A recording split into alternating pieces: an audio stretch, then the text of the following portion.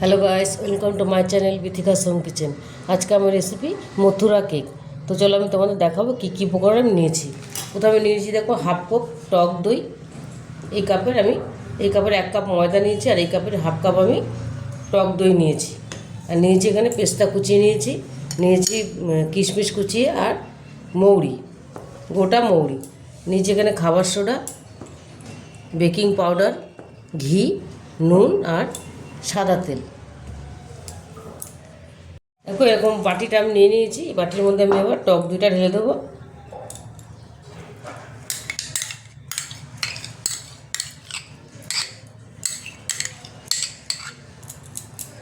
টক দই দিলাম, আমি দেবো এবার বেকিং সোডা,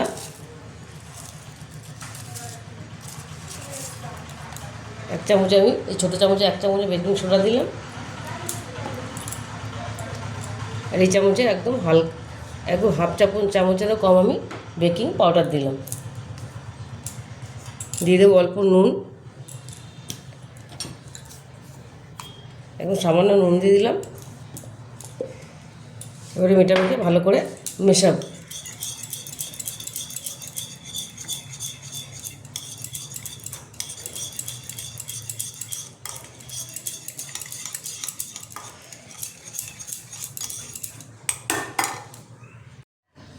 দেখো এটা আমি মিশিয়ে নিয়েছি। দেখো দইটাতে মধ্যে খাবার সোডা আর দেওয়াতে দইটা সুন্দর ফুলে গেছে। এবার এর মধ্যে চিনিটাকে পেস্ট করে নিয়েছি মিক্সিতে। আমি 2 চামচের মতো চিনি দেবো। তোমরা যেরকম মিষ্টি খাও সেরকম দেবো। আমি একটু বেশি দিলাম, একটু কম করে দিলাম। আর দিয়ে দেবো অল্প ঘি। এটা দিয়ে আমি ভালো করে এবার মেশাবো। এটাও আমি ভালো করে মিশিয়ে নেব।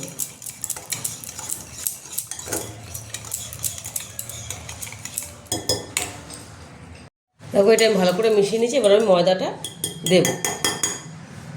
ময়দাটা দিয়ে আমি এটা মাখবো। এবার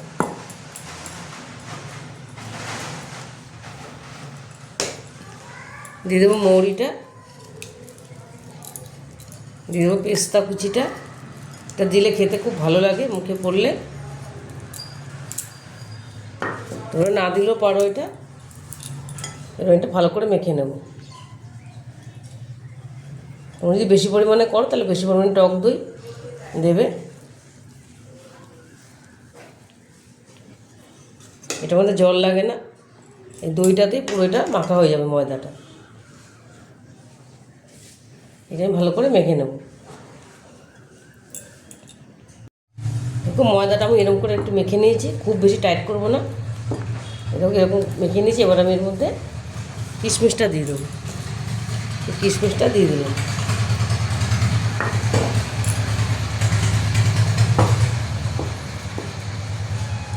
এবার এর মধ্যে আমি একটু তেল দেবো।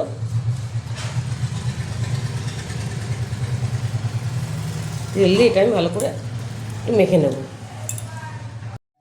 দেখো তেল দেওয়া তো কি সুন্দর, এটা ডোটা সুন্দর হয়ে গেছে এরকম। এবার এটা আমি 1 ঘন্টার জন্য আমি রেখে দেবো। একটু বেশি রাখলে ভালো হয়, ফার্মেন্টটা ভালো হবে। এটা আমি এবার রেখে দেবো। দেখো আমার ময়দাটা সুন্দর সেট হয়ে গেছে। আমি অনেকক্ষণই রেখেছি। রেখে আমি অন্য কাজ করছিলাম। তোমরা তাই যদি কাজ থাকে অন্য কাজ করে রেখে দেবে, তাহলে ভালো সেট হবে এটা। এবার আমি একটা কড়াই বসিয়ে দিচ্ছি। দেখো এখানে সিলভার একটা ছোটো কড়াই বসিয়ে দিয়েছি ভাজার জন্য। এবার আমি মধ্যে সাদা তেল দিয়ে দেবো, একটু বেশি করে দেবো, তাহলে ভালো হবে এগুলো।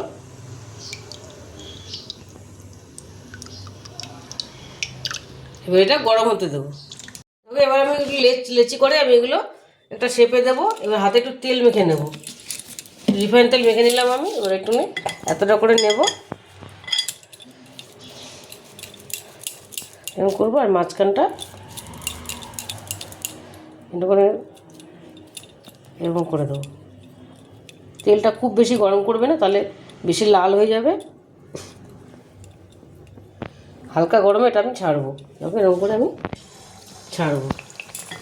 আর একটা করে নেবো। এটা গোলও করা যায়, এরকমও করা যায়, গোলও করা যায়, দুটোই হয়।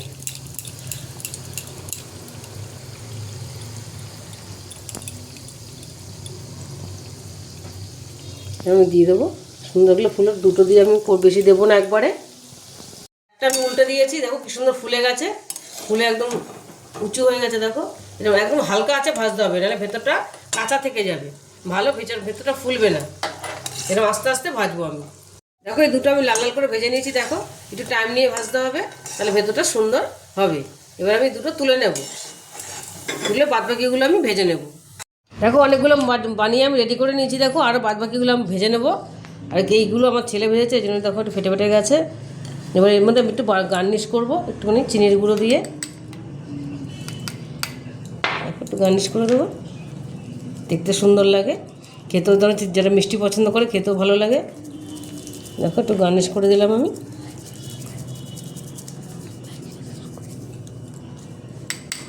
একটা ভেঙে দেখাবো আমি তোমাদের কেমন হয়েছে ভেতরেরটা। দেখো একটা তোমাদের ভেঙে দেখাচ্ছি, দেখো সুন্দর হয়েছে, একদম ভেতরটা সুন্দর হয়ে গেছে। দেখো এখন ধোয়া উঠছে, একদম ফ্লপি হয়েছে ভেতরেরটা। দেখো আমি যেভাবে বানালাম তোমরা একবার এভাবে বানিয়ে দেখো, আমি যেরকম করে করলাম সেরকমভাবেই করবে, দেখবে খুবই ভালো হবে। আর রেসিপিটা তোমাদের ভালো লেগে থাকে তাহলে আমাকে লাইক, শেয়ার আর সাবস্ক্রাইব করতে ভুলবে না। টাটা।